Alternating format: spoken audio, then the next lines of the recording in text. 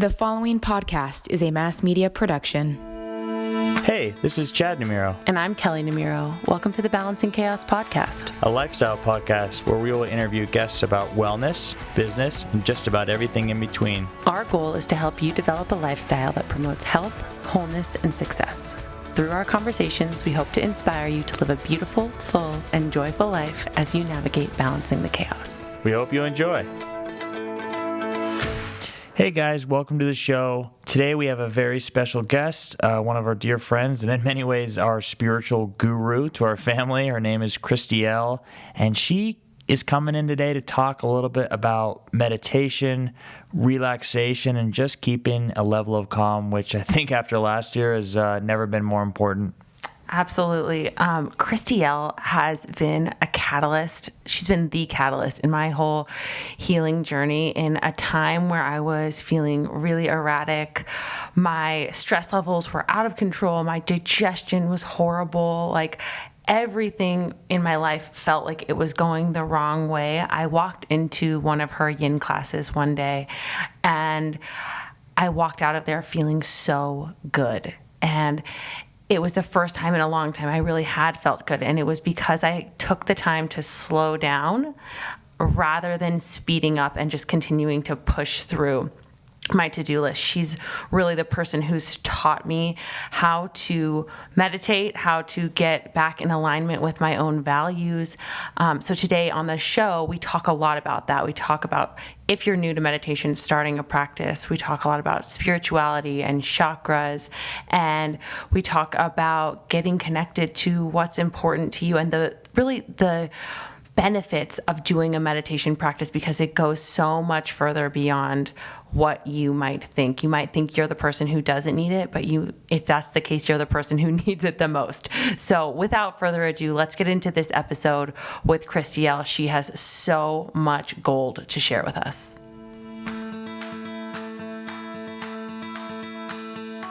Are you looking for a trusted resource for luxury Las Vegas real estate? The Ivan Share Group is the expert in the luxury Las Vegas real estate market, specializing in high-end homes and luxury high-rise properties. And trust me on this one, Chad and I can attest. They are so amazing. We've been working with them for the last few months on trying to find a new home, and they're showing us the most incredible properties. The Ivan Share Group is a dynamic team of leading real estate experts dedicated to client satisfaction. Their extensive expertise in Las Vegas and Henderson allows them to help luxury home buyers find their dream home, no matter what their needs are. And like I said before, we are super, super specific on what we need, like a playroom for the kids and a home gym and things that not all homes have. And they are really good at showing us exactly what we want to see. They're dedicated to helping you buy, sell, or invest. So contact Ivan and his team today at 702-315-0223 or visit isluxury.com to learn more and learn what they do differently. The Ivan Share Group is luxury, your trusted resource for Las Vegas real estate. Christiel, my beautiful angel, amazing friend, yoga and meditation teacher for the last 7 years. Welcome to the Balancing Chaos Show. We're so happy to have you on today. Thank you. I'm so happy to be here. Thank you so much for joining us. I can't wait to dive in and really discuss yoga, meditation, on all of the benefits and potential that it can really have on other people's lives. Because I think that so many people think that health is just about what you eat or supplements you take, but it's really about getting your mind right too. So yeah, I want to start off by really just asking you so that you can let our audience know how you got started doing yoga and meditation and really what your whole lead up to that was. So what was your story leading into your career? Because I know it wasn't always this. Yeah, exactly. So I guess going way back, I always knew as a kid, I always knew I wanted to help people. I just knew that from a very young age. I'm like, I need to help people feel better, and that took me to major in psychology.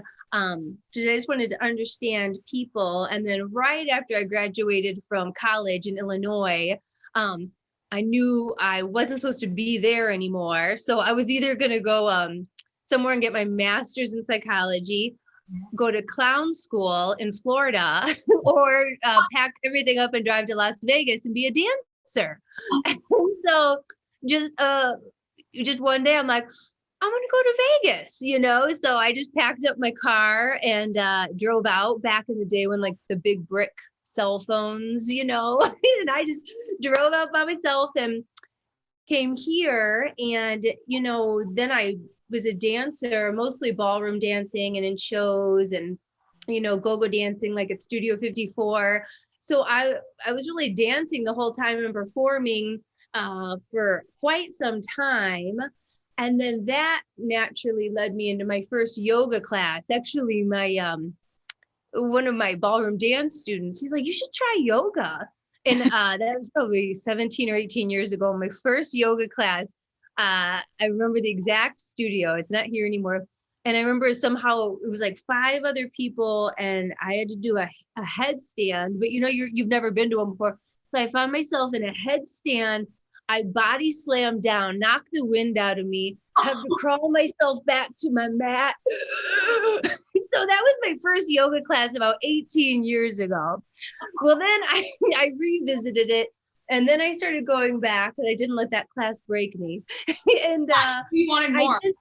What? You knew you wanted more. I know I need more of this. But anyway, so just, you know, after, you know, dancing for so long, I started doing Bikram yoga, and it just felt so good to move my body. And I loved the set series because you could really like track your progress. And just anyway, through there, I realized I'm like, I want to teach this. I want to help people feel like this, because for me, it gets me so out of my head into my body. Even if it's just for that 90 minutes, I'm not thinking about other things. I'm right there sweating and stretching and feeling everything. So yeah, I just decided I'm going to do a teacher training. And that was about 15 years ago. And actually for my very first class I taught, I've been teaching full time ever since. So I just kind of hit the ground running and never stopped. And it's been amazing. So that's so awesome. And I think that one of the really key points of what you just said was when you started doing yoga, even before you became a teacher, you realized that it got you out of your own head and into your own body. So I think that for me was one of the biggest benefits in when I started doing yin yoga with you, because it really helped me to slow down and get out of my racing thoughts. And so I know that's one benefit, but could you let our audience know what are some other benefits of having a yoga or a meditation practice, just besides that?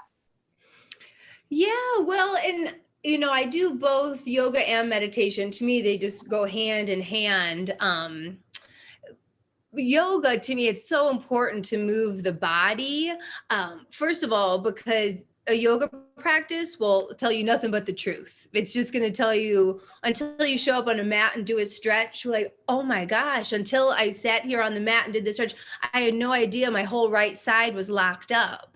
You know, so often you're on the couch and you don't feel a thing, but you get in a yoga class and you get asked to do maybe a movement you normally wouldn't do. And the truth reveals itself. And then, and not in a judgment way, but wow, you get to see what's out of balance, where you've been holding all the emotions, where it's been stuck. So that's why the yoga, it just will tell you the beautiful and sometimes brutal truth about what's going on in the body. And yeah, meditation just helps calm this little noodle down, because we're trained to when we can just drop in, we become an open vessel, and that way we're co-creating with the universe. You know, one thing we talked a lot about was perfectionism, and you know, sometimes to do everything perfectly and we're so stuck in being so human and I've got to do it right and it's going to be this way. We actually cut the magic off of this creation, because it's almost like we have blinders on when we're trying to do everything so perfectly. And if we can have a meditation or yoga practice, to me it feels like it pulls the blinders off and opens us up. And when these ideas drop in that we think, oh, I came up with this great idea, it's no, we opened up to the greater source. It's like, whew, beautiful, magical things that are way beyond anything we ever could have come up with on ourselves or on our own, just start to work into the, formula. So life becomes a lot more magical and a lot less rigid and more open and in the flow. So yeah, when you're surrendering, right? Absolutely. I think that's so, so true. It's when you can learn to let go of that control, which is what we talk about so, so often. Because I think that as a recovering perfectionist myself, it's something that I still struggle with. And, when you find yourself in that mode, sitting down and letting go of the thoughts by just tuning into your breath is the best way to do that, to let go of that control. But one thing that you said that I thought was really interesting about yoga was when it came to storing emotions in certain places of the body. Can you talk a little bit more about that? Because I believe so much in the mind-body connection, and that everything that we think can really be felt in our bodies in a certain way, whether it's tightness or tension, or it's just stuck, trapped energy. So I know that might be a foreign concept to some of our audience members. So if you could expand on that thought a little bit. Yeah. So, we all know we experience emotions, and the word emotion just stands for energy and motion. So it doesn't really even matter what the emotion is. It's just this energy that's trying to move. And I always use the example a lot, when you feel like you have to cry, even when you were a kid and you have to cry and either someone says stop or you just don't feel like you should, and you swallow the tears back. And when you get that lump in your throat, that was energy that was moving. It was moving and we stopped it. So every time we did that, if we don't allow the emotion, the energy to move, it will go somewhere and just tuck itself in somewhere. And a lot of us, when we were younger through our lives, known and unknown, we stuffed a lot of stuff down. Anytime we didn't speak our truth, or we, were told, don't be angry, just don't cry. It's just, so we all just kind of swallowed it down and just kind of tucked itself. And those are just trapped emotions. So again, in a physical yoga practice, you get in and you can see if your shoulders are up to here, or if one shoulder's down, or the back's locked up, or the hamstrings are gnarled up. I mean, it's just like, wow, that's what I've been holding. And then in the physical yoga practice, through the breath and the stretch and the holding and the movement, it starts to unwind it.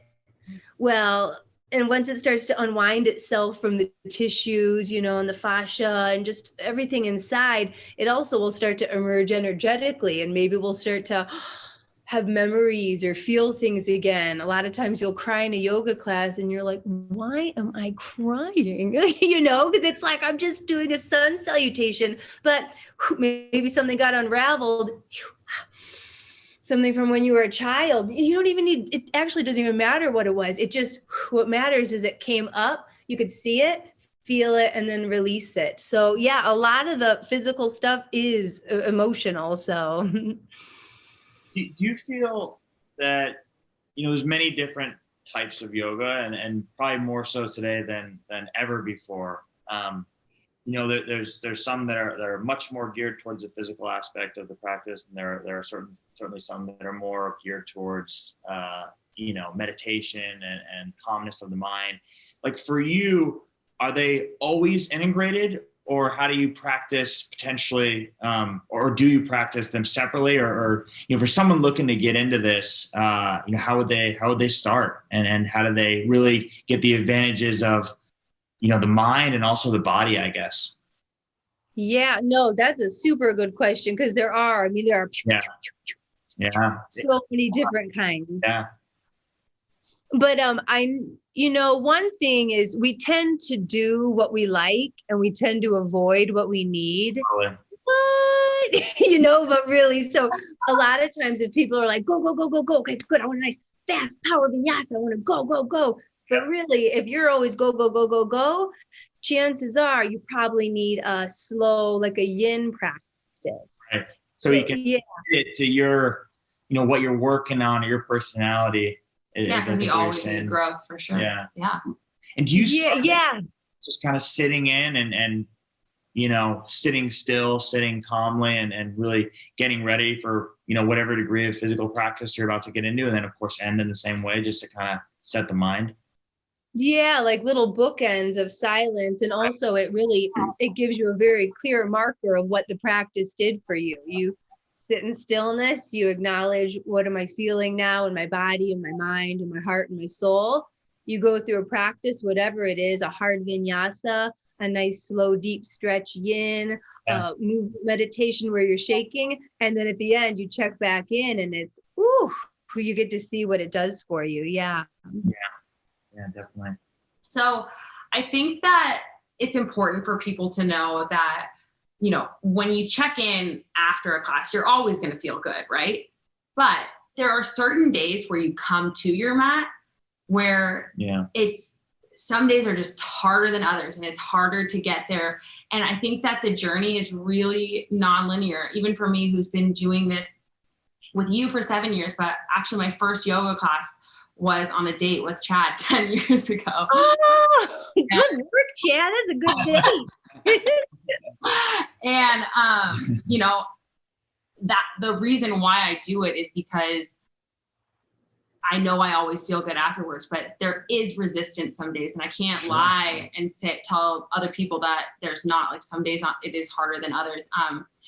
And I know that you and I have these conversations about the journey being a bit nonlinear, and you might have slip ups and go back into old patterns of behavior right when you think you're making a breakthrough, and you're not, getting super angry at your husband and flying off the handle anymore, like something so small. It's like, then it pops right back up.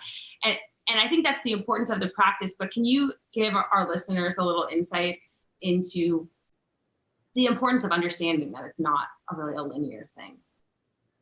Yeah. So when it comes to, the actual yoga practice, it's, it is just with anything, but knowing, even if you show up with the racing mind, it's always a practice of non-judgment too. It's like, wow, I just couldn't slow down today, but you still always show up. And the truth is, at the end of any practice, you really are never like, man, I shouldn't have done that. Like sometimes when you go out with friends and then you're like, oh man, I was kind of tired. I probably didn't need to do that. But with yoga or meditation, I could almost say 100%, nobody's ever said, I shouldn't have done that, And so it really is just the getting there. And one other thing that, and I always talk about this in my classes and my healings, mostly in the meditations, is it's so big right now. So often people are reading about meditation and reading and hearing about everyone's amazing experiences. And it's like, yes. And then even they talk about what they've heard other people say, and they're doing everything but actually doing it themselves. Yeah. And the thing is, that's where the magic is. When you sit down and you have the experience of even just a taste of it for a moment in a physical practice or a meditation or a healing, when you just get that tiny taste of,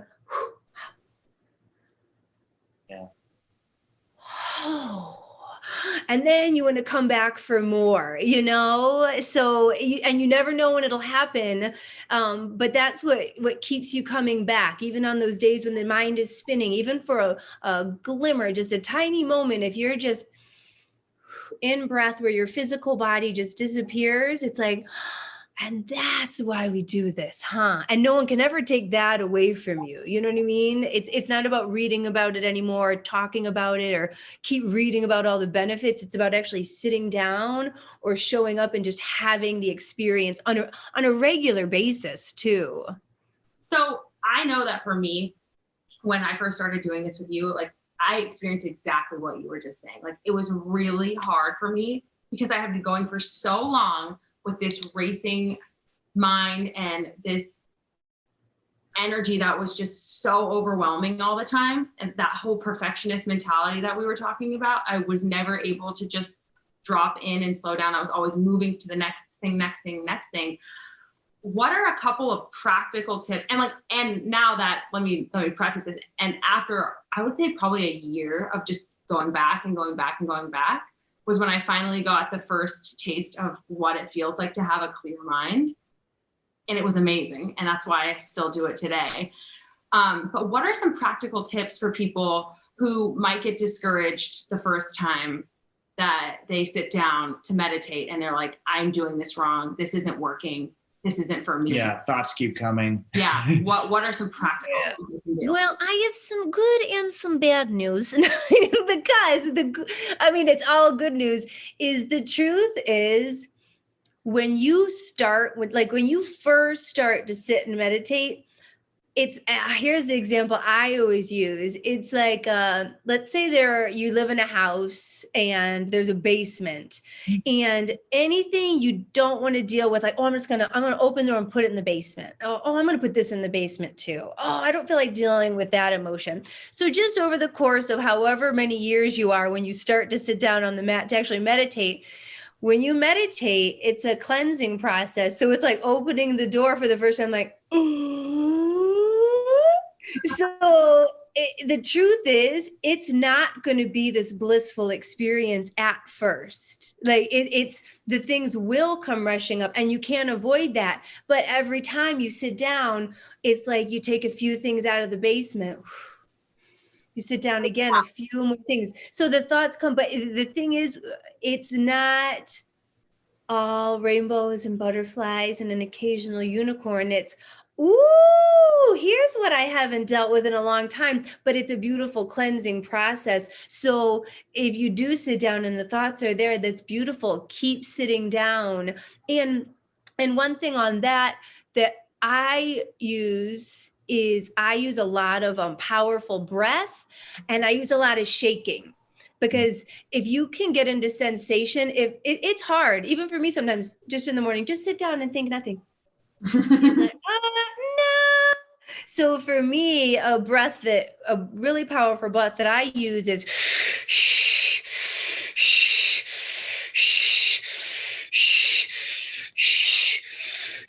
and I'll shake while I do a powerful breath. And then I'll do that for maybe 1, 2, 3 minutes. And then and I'm already there. So sometimes you need, an O-shaped mouth, and you breathe really deep into the belly. And even if you just start for 1 minute and then build to 2 minutes, or just shaking to put on some drum music. Kelley, you and I have done this before, where you shake out all the thoughts and then you sit down, and that way your body's tingling, your heart is beating, your body's vibrating, and you're not thinking. And then that's a nice gateway to get into a stillness practice. Do you have a routine? Is it, everyone's different, but for you specifically, and maybe what you recommend, is it, every morning, or is it every morning plus every time you just feel stuck, you feel like you really need that? And did you start, doing it, maybe a few times a day for shorter periods, and now building up into what, whatever it is you currently do? And I think to tack onto that, is it the first thing you do in the morning?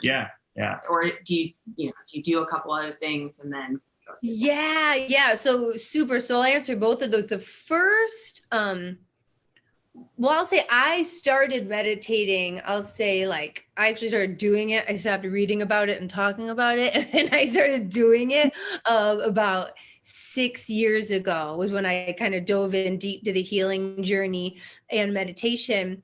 And through that, 6-7 years is that I've been through some intense ones, especially doing the teacher training. Like we would have our morning sadhana where we take cold showers, we do breath work, a full kriya, chanting. So the practice, that meditation would be like an hour and a half. And I'm going to be totally honest. I was like, oh, it's too long. I don't want to do this. Yeah, I was pouting, and I was like, And then again, it was so beautiful. I'm so grateful. And I share now because I help teach the teacher trainings. I always share that I was a brat. I was like, I don't want to, there's no time, because what was happening, my ego was breaking down, and I'm so grateful for, it was about, I think 7-8 months that I had that really intense practice that put my feet on the ground. But I was a brat for a lot of it. Because the truth is, though, I thought someone was making me do it, and it was only for me. The people who say that they don't have time are always the people who need it the most, right? Yeah, exactly. And let's be honest, not everyone is an hour and a half. So I had a good 7-month run where I had that really intense practice. Yeah. I don't do that now. So now what I do, and again, it changes because I'm very much how am I feeling? But my morning practice now is I wake up, and after I take my little beautiful Inca out, I make a cup of coffee, and I sit on the balcony and I read A Course in Miracles. Mm-hmm. I'm actually almost through. Kelly, you already finished it, didn't you? No, I haven't finished it. Yeah. So I'm almost done. So really, for about how long this book is, I wake up every morning and read a message from the Course in Miracles. And then I write in my journal my intentions for, what I'm wanting that day. And not really physically what I'm wanting, but I want to feel peace, joy, deep connection, and unconditional love. That's how I'm going to show up. So then I'll write in my journal. And then I'll go into my meditation room. And what I do now is I'll put on something inspirational. Lately, I've been putting on Abraham. A lot of people have probably heard of Abraham. And I'll just listen to a 15-minute inspirational thing as I do my sun salutations. So I get my movement going. And then I'll do breath work like I showed you. It's actually called Wim Hof Breathing. Have you guys heard of Wim Hof? Yeah. So Everson shorts. Yeah. So then I'll do that. So that'll quiet my mind. Mm-hmm. And then I'll do my own self-healing, where what I do is I expand my aura, I cleanse and clear my chakras, I balance and align them, I energize and activate them. Then once I've healed myself, I send out healing to all those who need it. And that's my day, or that's my meditation. And it's honestly not that long. It's about, with the sun salutations, it's about 20 to 25 minutes. And if I have to cut something out, I just cut out the movement and I'll exercise later. And I just do a minute of the breath work and then the self-healing. So you just tailor it because you don't always have time for everything. So quickly pausing this episode of the show to let you know that my private one-on-one coaching container is now open. Over the course of 2021, I'm only going to be working with a small, select group of women to help them return to feeling like they're at home in their bodies, to help them lose resistant weight, to feel less anxious and more energized. My one-on-one coaching is truly for you if you're tired of feeling depleted, overwhelmed, bloated, or like you're just not enough. There's no magic pill or cleanse or detox that's going to work. You are really ready to make that commitment to yourself and create the habits that will lead you to hormonal balance and vibrant health. I'm here to help you get to the root cause and create meaningful change. If you're feeling called to work with me so that you can finally feel at home in your body, head to the link in the show notes to learn more.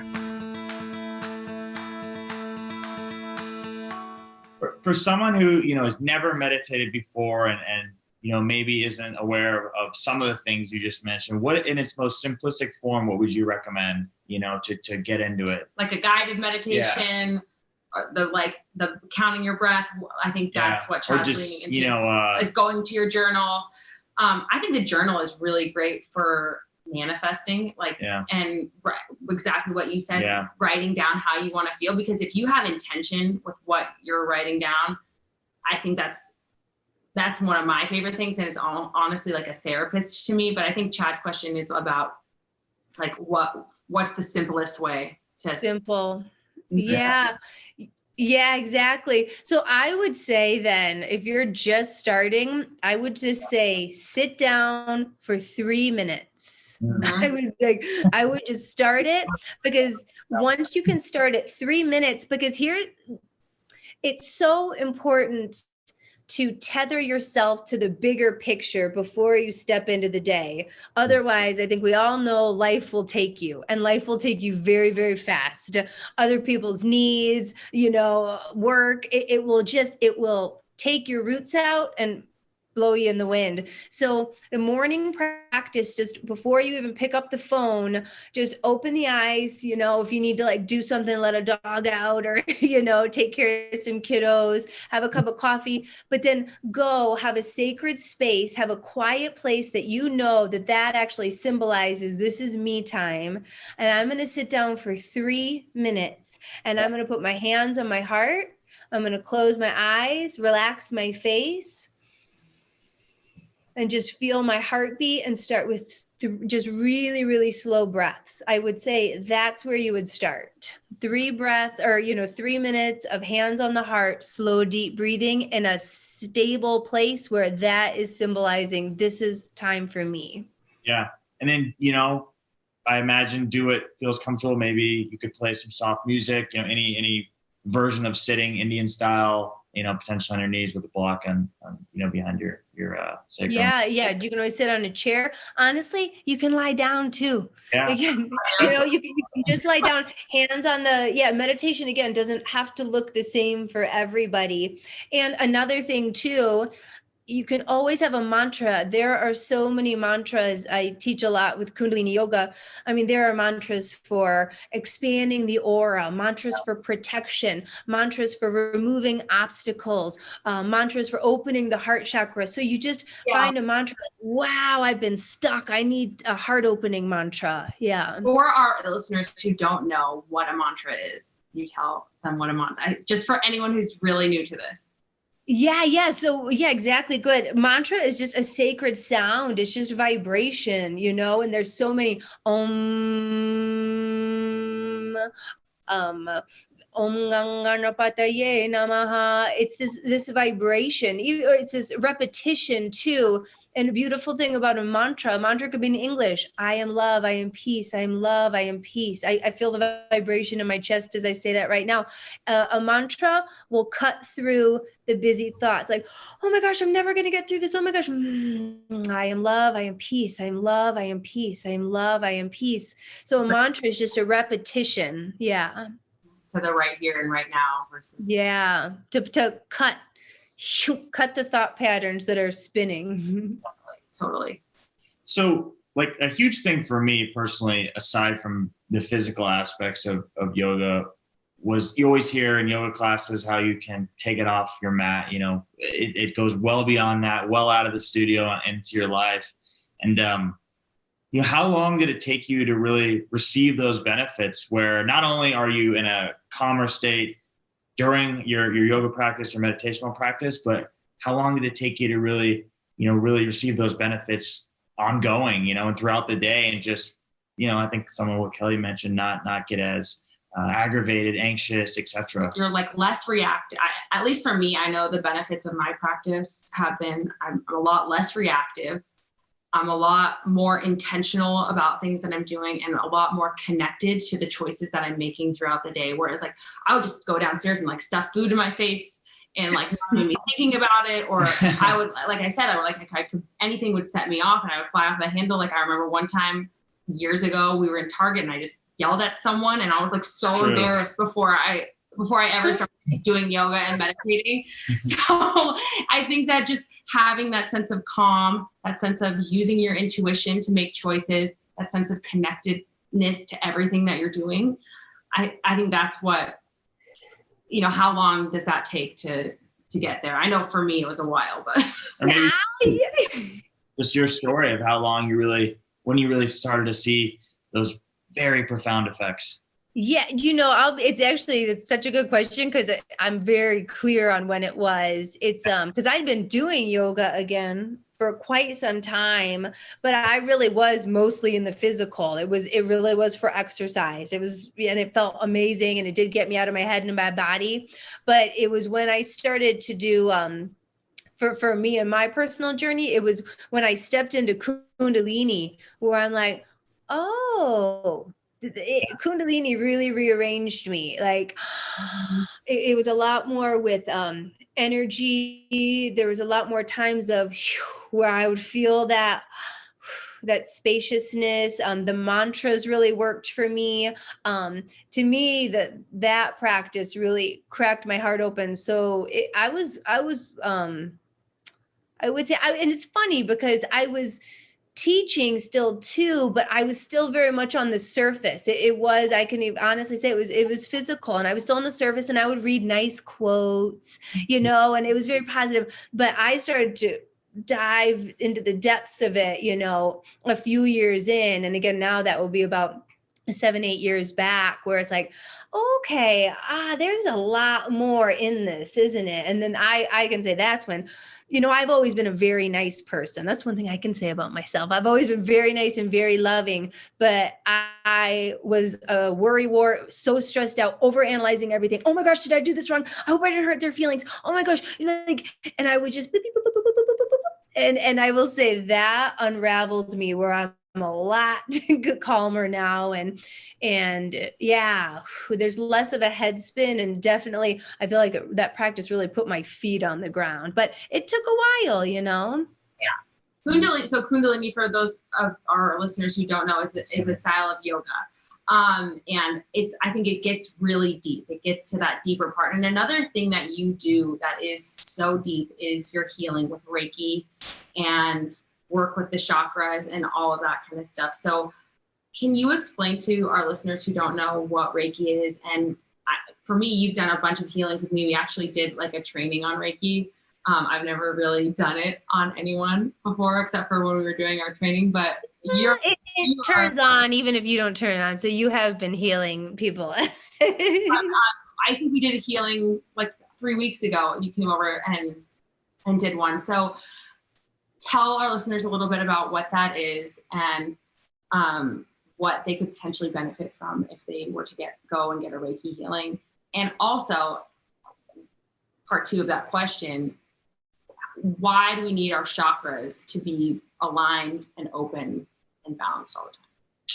Yeah. So I do, I call my energy healing. I am a Reiki master, but I call it divine light energy healing, because I've also done a lot of other things. So it's kind of this beautiful, just of everything I've learned. So I just call it my divine light energy healing. And for me, honestly, everyone should have an energy healer. It doesn't matter really how often you go, but it's just like, we have our body that we can see and feel, and we shower because we get the dirt off, and if we didn't shower for a week, we'd get a coating. If we didn't shower for 2 weeks, we would start to stink a little bit, and if it went on, well, energy healing is like a shower for our physical body. A lot of times we're just holding on to a lot of old stuff from our past, other people's stuff. If our aura isn't strong and bright and powerful and expanded, things leak out, energy is leaking out, other people's stuff is gooping onto us. So it's energy healing is just amazing for just an energetic shower. And a lot of times with the chakras, they're the energy centers that are actually in our spine. It's like that beautiful rainbow that's in all of us. And a lot of times some are completely closed off. Some are so open. I know for me, years back, I had this energy healing, and the healer was like, whoa, your heart chakra is gaping open. And like, I thought that was good. I'm like, awesome. But no, because it was completely out of balance, like with everything else. It was just not in proportion. So we had to pull it back in, so everything was balanced and aligned, working with our, all the way from root to crown, with our security and safety, and just feeling grounded in this earthly experience, moving up to the sacral, just our creativity and our beautiful sexuality. Like, are we in flow with life? Our, solar plexus, our power center. Who am I? Here's my beautiful bright sun center. Am I feeling disempowered and a victim? Or is it, no, I'm strong, up to the heart? If we're having issues with forgiveness or self-love or trust, trust. It's the heart starts to close. We usually feel that one more than ever. So we need the heart to be open, throat chakra with expressing truth, place of choice, what are we choosing in life? And, third eye, just that beautiful intuition and crown connection to the divine. We just need them all balanced and aligned. So we're just leading a nice, healthy life. And chakras are just like the lights on your car, when you're driving and then ding, like low gas. And then you go for a bit longer, then ding, low tire pressure. And when the lights just keep coming on and you actually just get numb to the lights, you just get used to it, like, oh, it's so bright. And then what happens? Your car breaks down. Yeah. That's what the chakras are. When we start to feel the symptoms of the chakras, that's just like the car lights. It's just like, hey, make sure your heart's open. Hey, check your tires. And so it just helps us pay attention to what's going on in life before the car breaks down, so.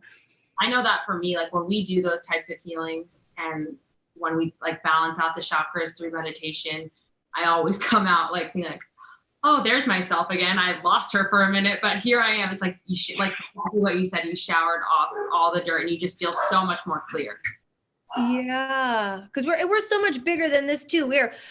We are aura, we are bright, and we're all in each other's auras too. It's like the air in the room you're in, just because there's a door doesn't mean it's different air than the room outside, Same thing, like we're merging with each other's auras. So that's why also we always hear we are all one. If I'm in the same room with you guys, I want you to be so happy. I want you to be so bright and vibrant and living your best life because we're mixing auras. If you're sunken in, so that's why we all, are all one. We all want to be bright and vibrant and healthy. And also sometimes our auras will get holes in them or dents or tears if we haven't worked on them and our energy, we're like, why am I so tired? Or other people's stuff, we're carrying it for them. And it's really important to keep all that, your energy body just bright.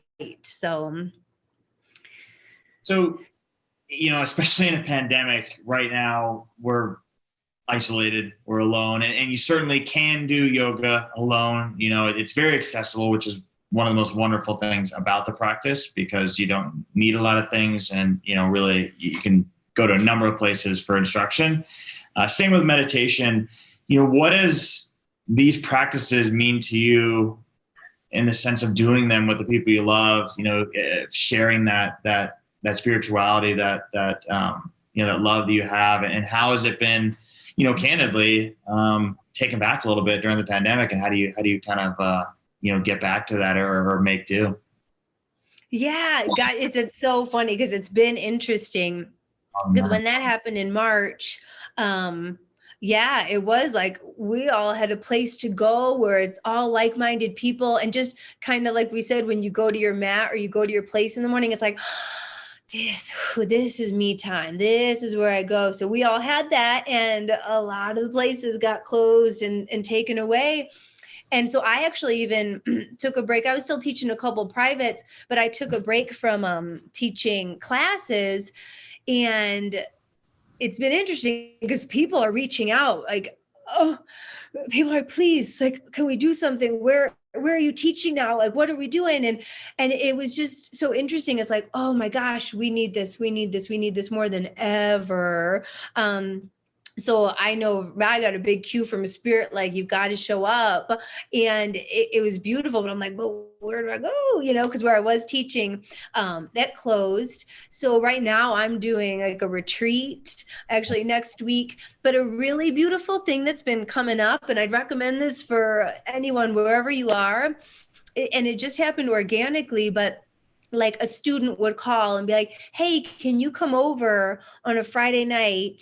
And if I get a group of girls together, can you lead us in meditation and bring your crystal bowls? So, and a lot of people have been doing that. And I'm like, this is beautiful. People are kind of collecting their people who've never done meditation or anything before and introducing it. And we'll do anything from, I'll bring my gong. I have a beautiful gong. We'll do gong meditation because gong is really great for people who have never meditated because the vibration, your mind actually can't wrap around it. It's so divine that your mind's like, oh, fine.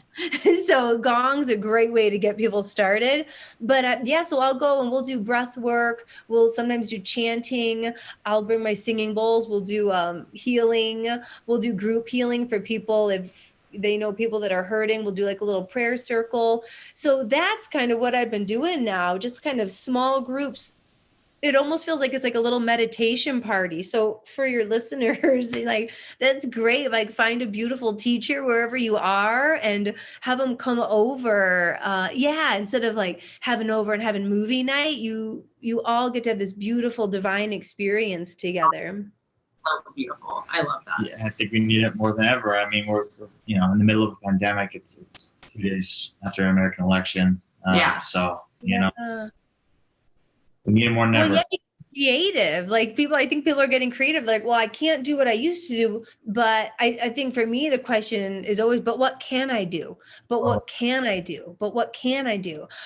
I know I have this person and I know these are my great friends and I know my friends are really suffering right now. Why don't we all come together and remember, the magic of all this, and remember what it feels like, not to be in the head spin and just to feel good and joyful and reconnect. So yeah, we're all finding new ways to be. I definitely think that's true. And I think that's just another benefit of getting back to your practice every single day, is that you kind of turn more to that positivity and optimism, rather than being stuck in that negative mindset that I know that I was in for so long. And when you open yourself up to possibility, that's when the potential to really call it into your life is definitely there. But for the people who are in Vegas who want to do something like that, can they message you on your Instagram? Should they message you on Facebook? How can people get a hold of you or find you? Oh, yeah. So I have a website and it's christielwithlove.com. So you can either go on my website and just kind of see what I do. Again, I teach yoga, meditation, soul dance, movement meditation. And then just doing the small groups and private healings. So yeah, any of those things, you can either go to my website or on Instagram and Facebook, christielwithlove.com. So. CHRIS. Yes, CHRISTIEL. So now that our time has literally flown by, Chad and I want to get into some really quick fire questions with you. So just think of the first thing that comes to your mind. So I guess I'll start. So when it comes to your morning routine, besides the meditation practice, what else is part of that? Ooh, taking Inca out, my little dog who's sitting in her diaper right next to me, taking her out. And just, I do a little sun gaze too. Just, I barely squint my eyes and I pull the energy in from the sun and breathe it into my center. So do you have like a hot water with lemon or coffee or? Oh, I'm instant coffee gal. You gave me on the matcha. I said there's some things I'm not giving up. Yeah, I know. I've tried to do the tea. I'm like, I've tried to veer, but I'm like, I love me some coffee. Good reason. So what's the best thing you've eaten this week? Oh, do you know my friend went to Alaska over the summer and I went to a meditation and she shows up with this big frozen halibut and she's like, I caught this. So I've had it in my freezer and actually Cosmin just made it for me. So that was probably the tastiest thing I had this week. And, we don't want to dive into the diet side too much, but, you just mentioned you eat fish. What's like a very abbreviated quick tip on your thoughts around diet, just for our listeners?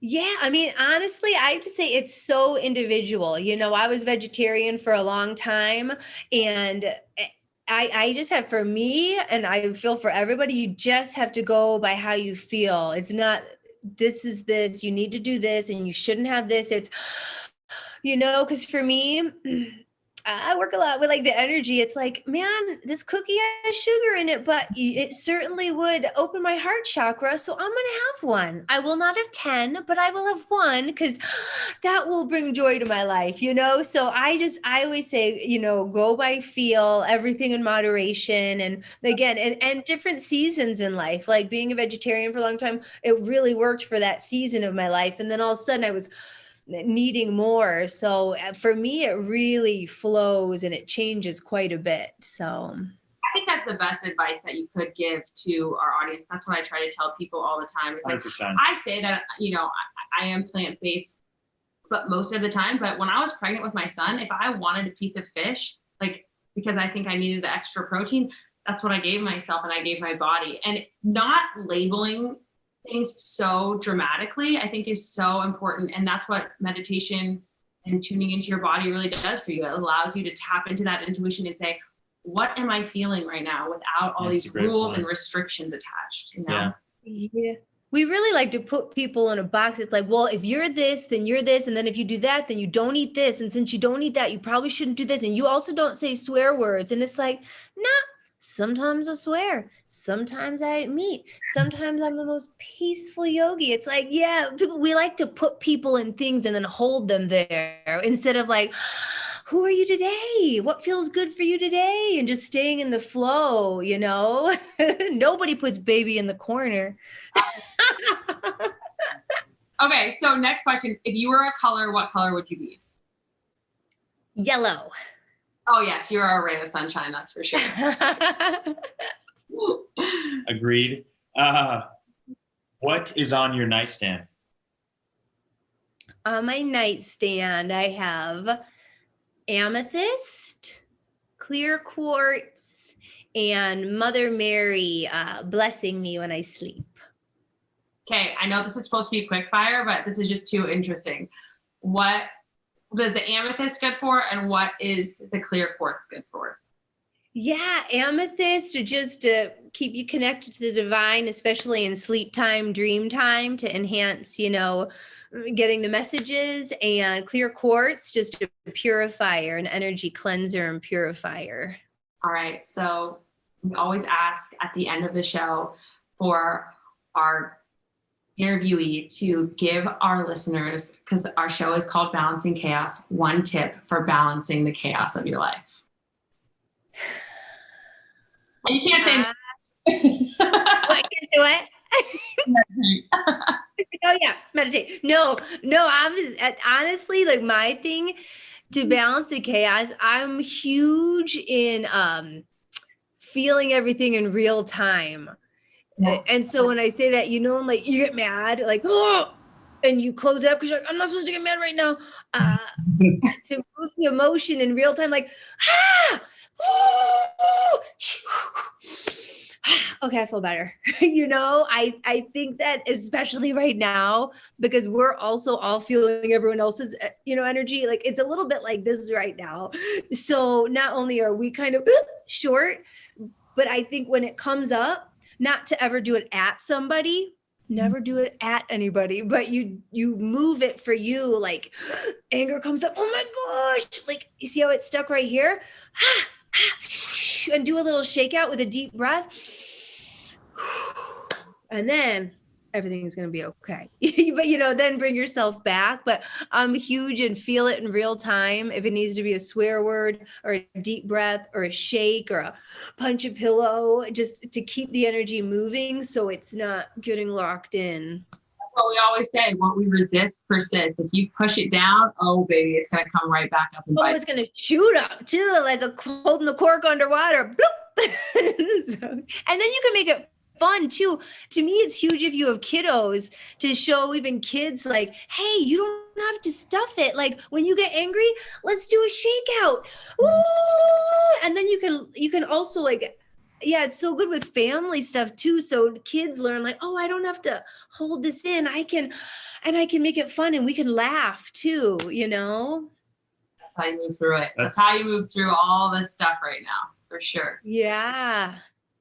Well, Christiel, this was the best interview. Thank you so much. We had so much fun. I always love talking to you. I could go on and on for hour. Like, this is a long one. No, thank you guys so much.